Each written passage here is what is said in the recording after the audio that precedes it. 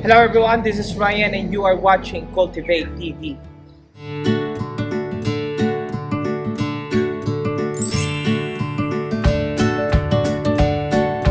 For today's video, we are going to talk about God being in control of everything.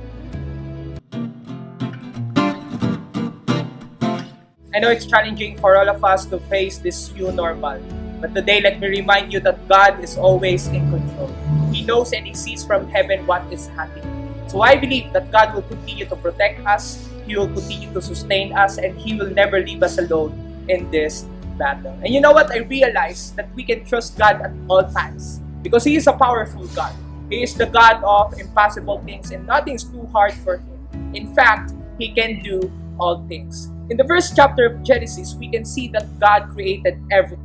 He created the universe, the heavens, the earth, and all living creatures in this world. He created all of that. So there's nothing that He can do. Even in your personal problems, struggles, God can change your situation. Kayang-kayang gawa ng paraan ng Lord ang mga bagay na pinagdadaanan mo. But we know that we need to trust Him in that part, that He has power to move. If you remember the story in Luke chapter 8, verse 22 to 25, we can see that even the storm obeyed God. He has the power to control not only the storm, but also all the things around us. He has control in our situation, in this pandemic, and even in your life. He can be in absolute control of your life if you will let Him. But what is our part? That is to pray and believe. Pray and trust. Not pray, then worry. Because when we do that, we're saying with our mouths that we are depending on God, but our actions say that we don't really believe that God is going to come true.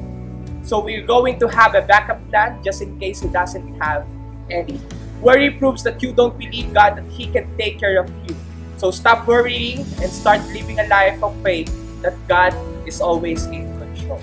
Worry sees the problem, but faith sees the God who can handle the problem, and that's what we have to do. We need to remember that God is greater than any problem that we have.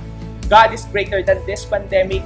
God is greater in this crisis, and God is greater more than anything else in this world.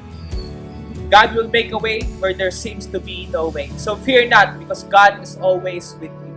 God said to Joshua in Joshua chapter 1 verse 9, "Don't be afraid, for I am with you wherever you go."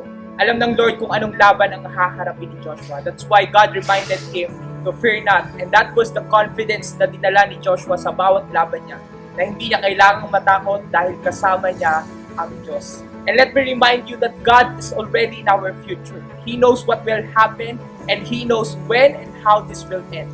At alam niya rin ang mga laban na pagdadaanan mo. So God is reminding you right now, don't be afraid because He is always with you wherever you go. We have this victory because we are not fighting for victory, but we are fighting from the victory that Jesus already conquered. So take heart. God says in John 16 verse 33, "In this world you will have trouble, but take heart, I have overcome the world," says the Lord. God bless everyone.